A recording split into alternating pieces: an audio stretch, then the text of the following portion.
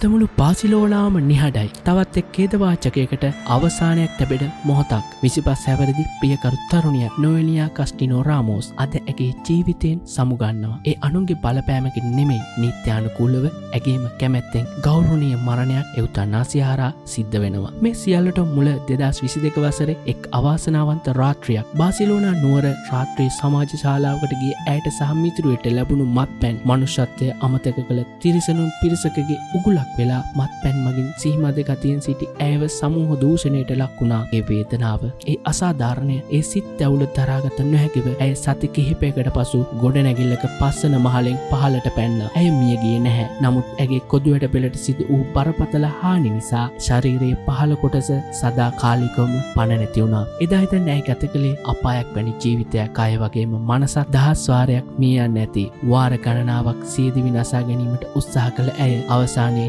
ස්පාඤ්ඤ රජයෙන් ඉල්ලා සිටියා ඇයට මිය යන්නට අවසර දෙන්න කියලා. ඇගේ ආදරණීය පියා මේ තීරණයට කොහෙත්ම කැමති වුණේ නැහැ. අවුරුදු 2ක් තිස්සේ ඔහු උසාවියේදී සටන් කළේ තම එකම දියණියව බේරගන්න. නමුත් ඇය විඳින අසීමිත වේදනාව දැකපු අධිකරණය අවසානයේ තීරණය කළා තමන්ගේ ශරීරය ගැන තීරණය කරන්න ඇයට අයිතියක් තියෙනවා කියලා. ඇගේ අවසාන ආශාව හරිම සංවේදී. මට ලස්සනට මැරෙන්න ඕනේ. මාව ලස්සනට පේන්න මැරෙන්න ඕනේ. ඇය මාධ්‍ය සාකච්ඡාවකදී කියලා තිබ්බා. ඇගේ ප්‍රියතම ඇඳුම ඇඳගෙන මේකප් කරගෙන ලස්සනට ඉඳගෙන ඇය සදාකාලික නිින්දකට යන්න බලාපොරොත්තු වෙනවා. පවුල ඇයට සමුදීලා අවසාන මොහොතේ ඇගේ රැකවරණ මධ්‍යස්ථානයේ නිදන කාමරයේ තනිව සිටීමට ඇය කැමති වුණා. හැබැයි ඇය තනිවම නෙමෙයි. ඇය ළඟ සතුටු මතකයන් පිරුණු ඡායාරූප 4ක් තිබුණා. ඇගේ අතින් ඇඳි මවගේ චිත්‍රයක්, කුඩා කල ඇති කළ සුරතල් බල්ලා, පාසලට ගිය පළමු දිනය සහ ඇගේ ළමාවියේ තවත් ඡායාරූපයක්. ඒ තමයි ඇගේ සතුටු මතකයන්. කැනඩාව, ස්විට්සර්ලන්තය වැනි රටවල